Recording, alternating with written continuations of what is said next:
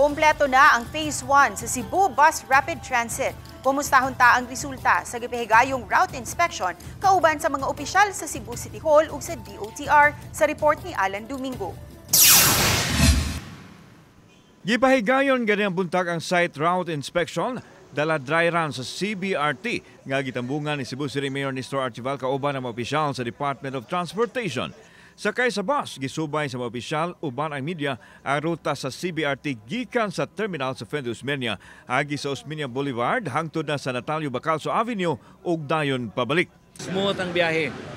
Okay, number 2, although smooth, lang gihapoy atong makit-an nga diferensya. Makita nato dili straight yun because naay mga stop. Makita nato duha ka stop nga mihunong gyud da.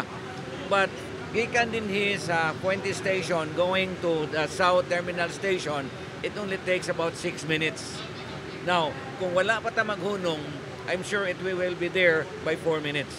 Bisan og tuloy ng biyahe apan masabud lang sa mga intersection nga gipangitaon sa pamaagi karon aron muhanoy na gyud ang biyahe inigsugod na sa actual operation. Gidugang sa DOTR official nga posibleng sa ikatulong semana sa Oktubre fully operational na ang CBRT. I would say na meron pa tayong kailangan i-improve katulad ng sinabi ni Mayor kanina na dedicated intersection stops or stoplight.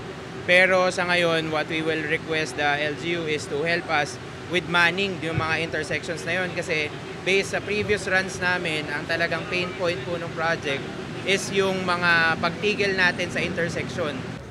Gisubay nato karon ang CBRT route din nato ang observation hanoy ra gyud ang biyahe. Ang isyu karon ang mga sakinan nga moagi sa isig ka kilid sanglit huot ang dagan sa trapiko. Taliwa sa kahapsay sa biyahe sa CBRT. Wala ibaliwa sa mayor ang nasinating kahasol sa mga motorista nga apektado sa proyekto.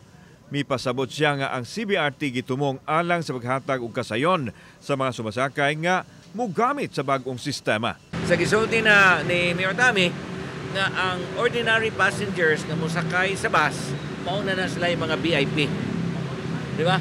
So, everybody would be encouraged to ride the bus. Now, depende ra gyud na sa anad sa tao, no? Kung once mo adapt na gani sila, maanad na sila, then matunhay ra gyud nato.